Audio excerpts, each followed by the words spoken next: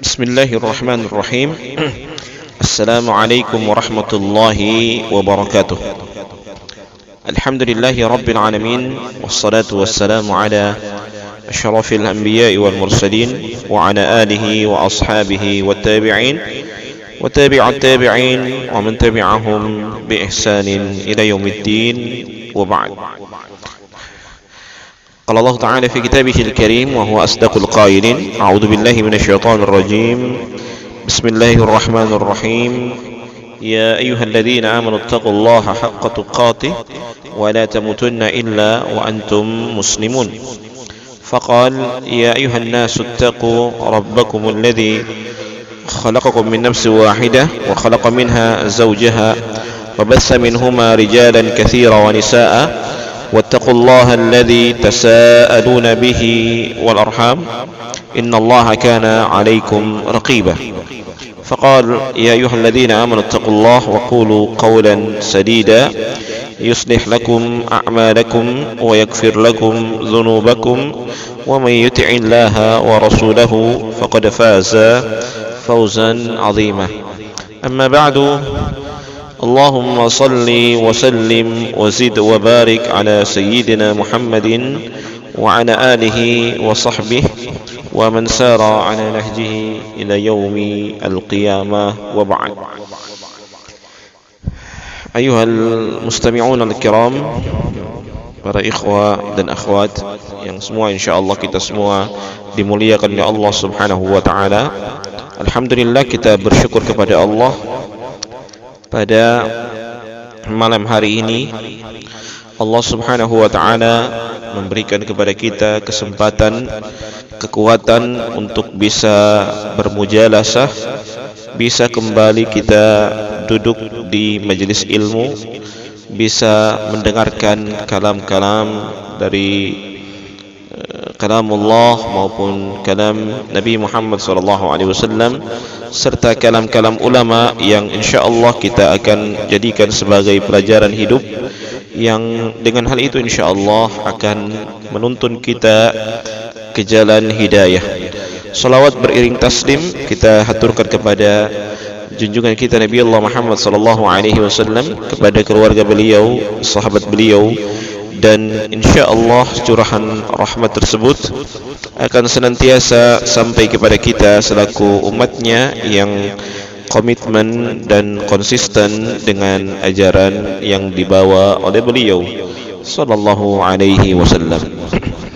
Insyaallah taala kita akan bahas dalam majelis ini dan majelis-majelis selanjutnya. Insyaallah kita akan membahas kitab Bahjatu Qulubil Abrar yang ditulis oleh Syekh Muhammad bin Nasir As-Sa'di atau Abdurrahman bin Nasir As-Sa'di rahimahullahu ta'ala. Dan kitab ini merupakan salah satu kitab dari kitab hadis Nabi Muhammad SAW. Dan para pendengar atau para ikhwah maupun akhwat yang ingin belajar langsung hadis ini atau kitab ini sampai dengan selesai, insyaallah bisa menghubungi langsung kepada panitia yang penyelenggara dari majelis ini, majelis dirasah Islamiyah ini, karena kita membuka kajian-kajian Islam seperti ini. Mungkin 1-2 kajian saja kita buka di YouTube, dan sisanya kita akan bahas secara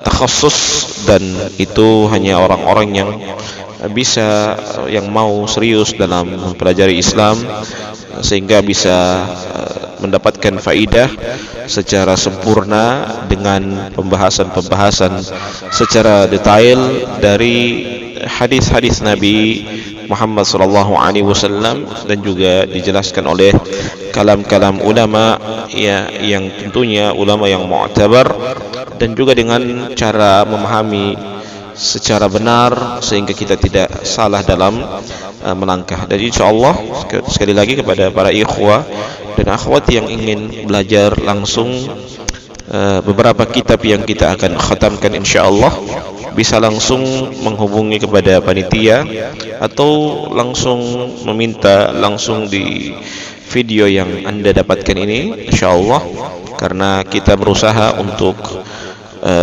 mengkhatamkan kitab-kitab yang kita bahas, karena alangkah lebih bagusnya memang kita belajar itu sampai mengkhatamkan kitab supaya kita memahami satu kitab itu secara utuh, tidak separuh-separuh, sehingga juga kita mendapatkan faidah ilmu dengan maksimal dari kitab yang kita pelajari tersebut. Hadirin yang dimuliakan oleh Allah Subhanahu wa taala dan para pendengar semua dimanapun Anda berada, yang insyaallah kita semua dimuliakan oleh Allah Subhanahu wa taala. Kita akan mulai dari hadis yang pertama dari kitab Bahjatul Qulubil Abrar. Beliau mengatakan al-hadisul awwal an-niyyah fil iman, ya.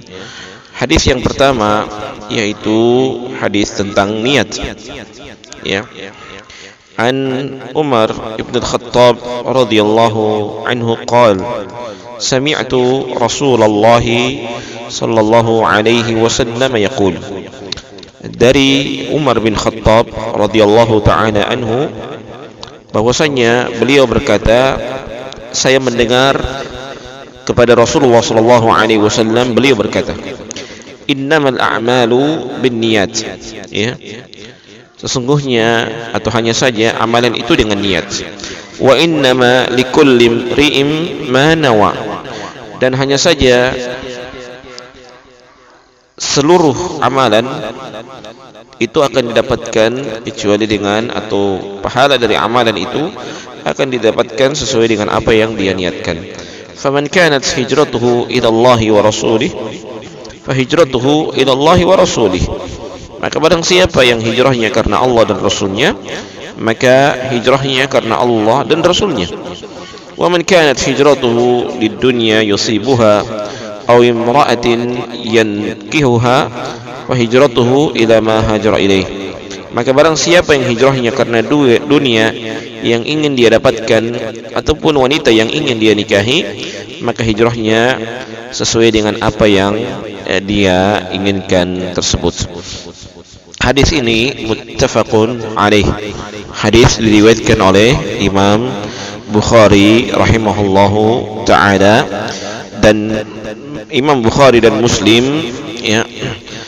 Ini merupakan kalau disebutkan dengan muttafaqun alaih, artinya adalah Imam Bukhari dan Muslim bersepakat dari sisi siapa yang meriwayat, maksudnya dari sahabat Nabi Muhammad sallallahu alaihi wasallam, kemudian dari teks atau lafaz yang disampaikan oleh Umar itu Imam Bukhari dan Imam Muslim mereka sepakat dalam penyampaian atau dalam redaksi hadis tersebut. Para pendengar yang dimuliakan oleh Allah Subhanahu wa taala, mari kita melihat beberapa faedah dari hadis ini. Yang pertama, hadis ini termasuk jawami'ul kalim. Ya, dinamakan dengan jawami'ul kalim maksudnya adalah kalimat yang ringkas, ya, teksnya ringkas, redaksinya ringkas, akan tetapi kandungan faedah yang terdapat dalam hadis ini merupakan kandungan yang sangat besar, memiliki faedah yang sangat besar. Jadi di dalam hadis Nabi Muhammad sallallahu alaihi wasallam, kalau kita mendapatkan beberapa hadis Nabi Muhammad sallallahu alaihi wasallam, maka Nabi Muhammad sallallahu alaihi wasallam itu beliau menyebutkan beberapa lafaz dari lafaz hadis Nabi Muhammad sallallahu alaihi wasallam itu, ya, beliau menyebutkan dengan kalimat-kalimat yang ringkas. Akan tetapi walaupun kalimat-kalimat ringkas yang disampaikan oleh Rasulullah sallallahu alaihi wasallam, akan tetapi kandungan faedah dari hadis itu memiliki kandungan yang sangat besar. Maka oleh sebab itu, ya, hadis ini termasuk jawami'ul kalim. Jadi sebagaimana dalam hadis Nabi, utitu min jawami'il kalim, sesungguhnya saya diberikan oleh Allah Subhanahu wa taala dengan jawami'ul kalim. Jawami'ul kalim maksudnya adalah kalimat yang ringkas, akan tetapi apa yang atau redaksinya ringkas, akan tetapi faidah yang terkandung dalam hadis itu sangatlah luas. Hadirin dan para pendengar yang dimuliakan oleh Allah Subhanahu wa taala, qala Abu Daud, berkata Abu Daud, hadzal hadis aslun minal fikhi, ya.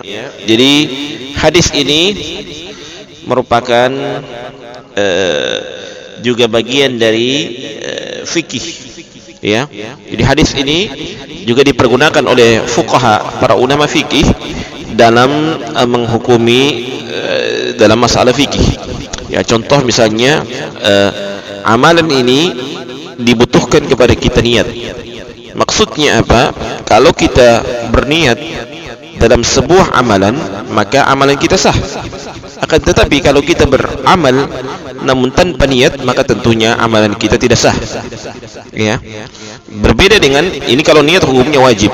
Akan tetapi kalau melafazkan niat, maka di dalam madhab Syafi'i, maka hukumnya adalah sunnah.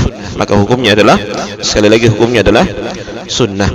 Qala Abu Muhammad, berkata Abu Muhammad At-Tusi, hadzal hadis ahadun minal ahadits ummahatu as-sunnah. Ya. Hadis ini merupakan salah satu hadis di antara beberapa hadis yang itu merupakan induk dari sunnah Nabi Muhammad sallallahu alaihi wasallam. Maka kalau kita berbicara tentang hadis ini, kita akan mendapatkan hadis ini termasuk induk dari, atau hadis-hadis yang masuk dalam induk sunnah Nabi Muhammad sallallahu alaihi wasallam.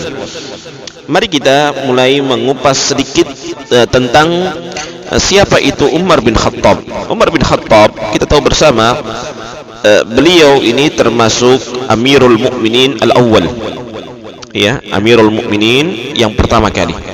Ya. Adapun Abu Bakar Siddiq, beliau bukan Amirul Mukminin, tapi beliau dijuluki dengan Khalifatu Rasulillah sallallahu alaihi wasallam. Ya. Beliau dijuluki dengan Khalifatu Rasulullah sallallahu alaihi wasallam. Ya, pemimpin setelah atau pengganti dari Rasulullah sallallahu alaihi wasallam. Nah, kemudian kalau karena Umar misalnya, kalau Umar dijuluki dengan Khalifati Rasulillah, Utsman dijuluki dengan Khalifati Rasulillah, karena saking akan ribet nanti, maka kemudian ya di zaman Umar bin Khattab, maka beliau dijuluki dengan Amirul Mukminin al-awwal, ya. Ya, pemimpin orang-orang yang beriman yang pertama kali. Jadi kalau Abu Bakar Siddiq, beliau dijuluki dengan Khalifatu Rasulillah sallallahu alaihi wasallam, di pengganti dari Rasulullah sallallahu alaihi wasallam.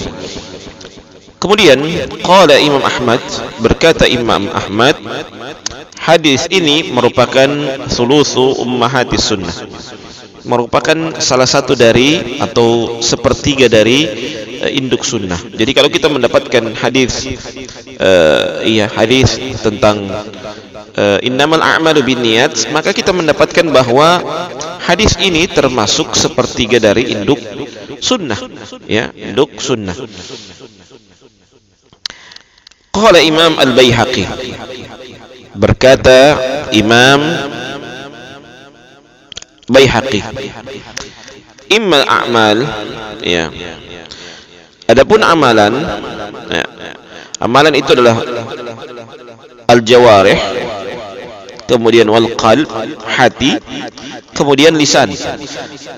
Falidzalik sulusu ummahatis sunnah, sehingga dijuluki dengan sepertiga dari induk sunnah, karena amalan itu tiga modelnya. Ada amalan anggota tubuh, ada amalan dari sisi hati, dan juga amalan dari sisi lisan, ya, sehingga dinamakan dengan sepertiga dari induk sunnah.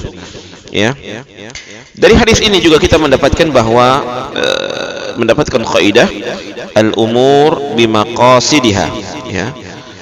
Perkara itu tergantung apa yang dia niatkan, ya. Perkara itu tergantung apa yang dia niatkan. Hadirin para pendengar yang dimuliakan oleh Allah Subhanahu wa taala, para thalabatul ilmi yang sementara mendengarkan penyampaian ini, dan juga para pencinta ilmu yang sementara mengambil faidah, ya semoga kalian semua insyaallah dimuliakan oleh Allah Subhanahu wa taala. Hadis ini ya merupakan juga hadis yang masuk dalam bab ikhlas, ya bab ikhlas. Dan bab ikhlas itu termasuk amalan hati dan batin, dan termasuk juga syarat amalan diterima, ya syarat amalan diterima serta baik tidaknya amalan itu. Jadi niat ini sangat mempengaruhi. Jadi pertama, hadis tentang niat ini masuk dalam bab ikhlas. Kalau kita melihat di beberapa kitab-kitab hadis, kita akan mendapatkan hadis ini dicantumkan dalam bab keikhlasan, dalam bab ikhlas. Dan juga termasuk dalam, karena ikhlas ini dalam maksud dalam amalan hati dan juga amalan batin, ya bukan hanya itu, keikhlasan ini masuk dalam syaratul amal, syarat-syarat amalan.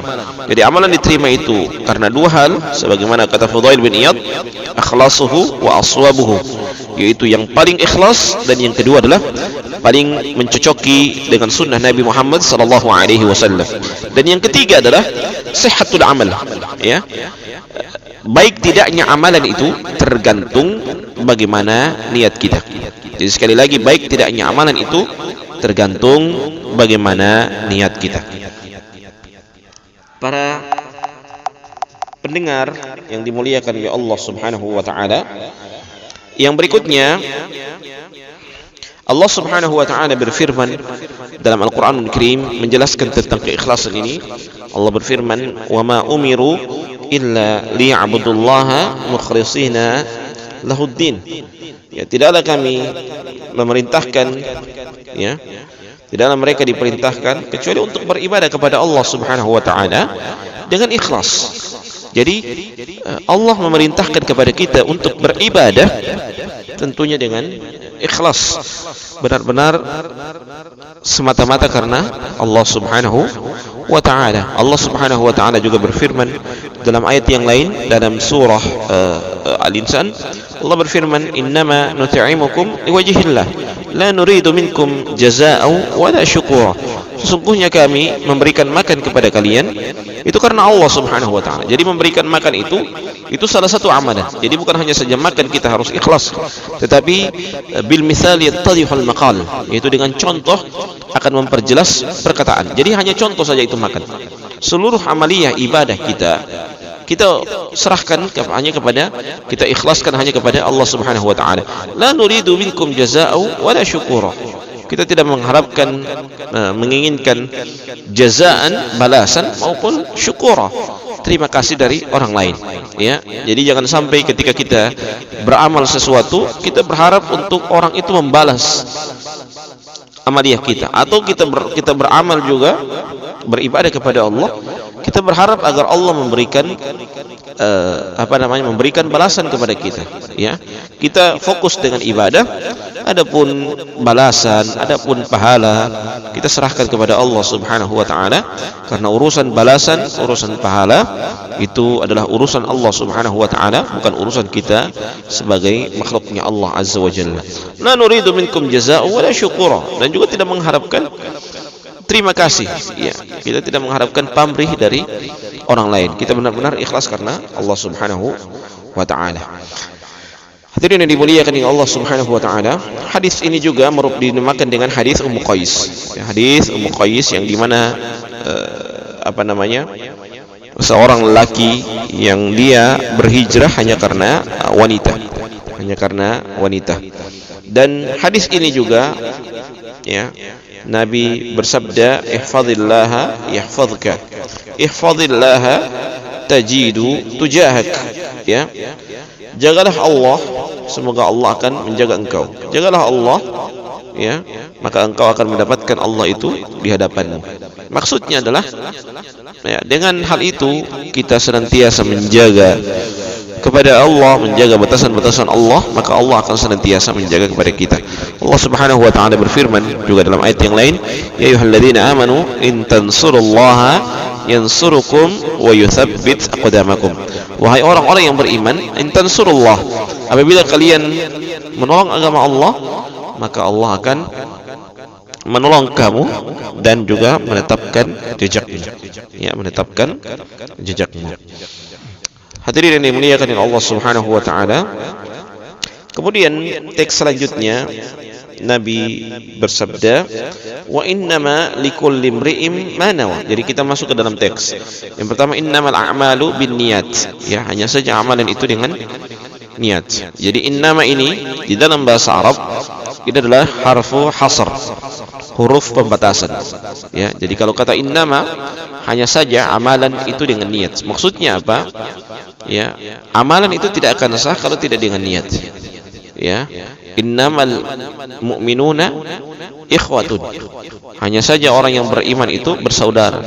Jadi kalau dia tidak dengan orang beriman, walaupun dari sisi darah itu kelihatan bersaudara, tetap dia bukan dianggap saudara. Karena kata Allah, innamal mu'minuna ikhwatun. Jadi kata innama atau huruf innama ini disebutkan dalam oleh ulama-ulama lughawiyin atau ulama-ulama ahli sastra dinamakan dengan harfu hasr, ya, huruf pembatas, ya, pembatas. Taib. Jadi pembatas itu ada dua. Ada yang pertama, pembatas itu ada tiga maksudnya. Yang pertama dibatasi dengan ada kata innama, ya. Yang kedua dibatasi dengan didahulukan maf'ulun bihi dibanding fa'il, dan yang ketiga didahulukan khabar daripada mubtada, ya. Didahulukan khabar daripada mubtada. Itu pembatas. Jadi kalau innama ini yang pertama kita sudah bahas. Innama, ya, ini pembatas, ya, huruf pembatas. Yang kedua didahulukan didahulukan maf'ulun bihi daripada fa'il, ya. Contoh misalnya dalam ayat Al-Qur'an, iyyaka na'budu wa iyyaka nasta'in, ya. Yang harusnya kalau dalam teks itu disebutkan dengan na'buduka wa nasta'inuka, ya. Kami menyembah kepadamu dan kami meminta pertolongan kepadamu. Tetapi kenapa kanya itu didahulukan? Jadi iyyaka na'budu wa iyyaka nasta'in, ya. Maksudnya kalau kita na'buduka, kalau kita menyembah kepada Allah, bisa jadi di samping kita menyembah kepada Allah, kita menyembah kepada selain Allah. Di samping kita meminta pertolongan kepada Allah, juga kita meminta pertolongan kepada selain Allah Subhanahu wa taala. Namun kalau kita menyebutkan dengan iyyaka na'budu, kita hanya kepada Engkau kami menyembah dan hanya kepada Engkau kami memohon pertolongan, ini disebut dengan yafidul hasr. Maksudnya apa? Tidak ada yang kita sembah kecuali Allah. Tidak ada yang kita minta pertolongan kecuali kepada Allah Subhanahu wa taala. Itu maksudnya dari kata iyyaka na'budu wa iyyaka nasta'in. Yang ketiga adalah dengan khabar muqaddam atau mubtada muakhar. Maksudnya adalah contoh dalam teks disebutkan dengan at-tadkhin mamnu'un. At-tadkhin mamnu'un, ya. At-tadkhin itu merokok dilarang. Ini susunan kalimat yang bagus. Mubtada kemudian khabar. Jadi at-tadkhin itu dari sisi i'rabnya adalah mubtada, kemudian khabarnya itu adalah mamnu'un. Nah, kalau dia yufidul hasr, maka mamnu'nya didahulukan. Jadi mamnu'ut tadkhini. Mamnu'ut tadkhini. Ini artinya dalam sisi i'rab, mahallul i'rabnya dia ada dua mahallul i'rab. Yang pertama adalah khabar muqaddam dan mubtada muakhar, dan yang kedua pada posisi mudhaf dan mudhafun ilaih. Jadi mudhaf dan mudhafun ilaih, ya, mamnu'ut tadkhini. Jadi mamnu'ut tadkhini itu dilarang merokok. Itu sudah penekanan sehingga dijuluki dengan atau dinamakan dengan yufidul hasr. Tapi kalau at-tadkhinu mamnu'un itu belum tegas. Merokok dilarang. Jadi merokok dilarang Ya, ada yang merokok, ada yang tidak. Tapi kalau dilarang merokok, berarti itu sebuah penekanan bagi orang-orang yang merokok untuk dia tidak merokok di tempat tersebut. Para pendengar yang dimuliakan oleh Allah Subhanahu wa taala, kemudian Nabi Muhammad sallallahu alaihi wasallam melanjutkan, wa innama likulli imri'in ma nawa, ya. Dan hanya saja amalan itu akan didapatkan sesuai dengan apa yang dia niatkan. Kemudian Nabi menyebutkan kalimat yang selanjutnya. Jadi kalimat yang selanjutnya ini adalah contoh, sebagaimana yang saya sebutkan tadi dalam suatu kaidah, bil mithal yattadihul maqal. Dengan contoh itu akan memperjelas sebuah perkataan. Ya, dengan contoh itu akan memperjelas sebuah perkataan. Jadi Nabi menyebutkan kalimat-kalimat yang umum dulu. Innamal a'malu binniyat. Hanya saja amalan itu dengan niat. Wa innamal likulli imri'in ma nawa. Dan hanya saja seseorang akan mendapatkan sesuai dengan apa yang diniatkan. Kemudian Nabi melanjutkan dengan contoh. Faman kanat hijratuhu ila Allahi wa rasulih fahijratuhu ila Allahi wa rasulih. Barang siapa yang hijrahnya karena Allah dan Rasulnya, maka hijrahnya karena Allah dan Rasulnya. وَمَنْ كَانَتْ هِجْرَتُهُ لِلدُّنْيَا يُصِيبُهَا أَوْ امْرَأَةٍ يَتَزَوَّجُهَا يَنْكِحُهَا فَهِجْرَتُهُ إِلَى مَا هَاجَرَ إِلَيْهِ. Kemudian Nabi melanjutkan juga, barang siapa yang hijrahnya karena dunia yang ingin dia dapatkan dan juga karena wanita yang ingin dia nikahi, maka hijrahnya sesuai dengan apa yang dia niatkan. Jadi kalau teks yang pertama, redaksi yang pertama, Nabi menyebutkan faman kanat hijratuhu ila Allah wa rasulih fa hijratuhu ila Allah wa rasulih. Ini menunjukkan kepada kita kalau sesuatu hal yang baik, maka tentunya hal itu boleh kita ulangi perkataannya. Boleh kita ulangi menyebutkan dengan sebutan yang berulang-ulang. Ya, namun kalau hal itu adalah hal yang tercela, maka jangan kita mengulang-ulang perkataan tersebut. Faman kanat hijratuhu ila dunya yusibuha. Barang siapa yang hijrahnya karena dunia yang ingin dia dapat, ataupun karena wanita yang ingin dia nikahi, ya, fa hijratuhu ila ma hajara ilaih. Maka hijrahnya sesuai dengan apa yang diniatkan. Maksudnya apa? Ini menunjukkan kepada kita bahwa dunia itu tidak terlarang, wanita juga tidak terlarang. Tetapi kalau dia beribadah, dia niatnya hanya karena dunia, kemudian dia beribadah hanya karena wanita, maka ini sebuah hal yang tercela. Jadi kapan seseorang beribadah kemudian ada tasarrufat, ada keinginan-keinginan yang lain yang melenceng, yang membuat dia tidak lagi ikhlas karena Allah Subhanahu wa taala, maka amalan tersebut adalah amalan yang tercela karena dia sudah memiliki tendensi-tendensi yang lain, memiliki kepentingan-kepentingan yang lain, bukan lagi ikhlas karena Allah Subhanahu wa ta'ala.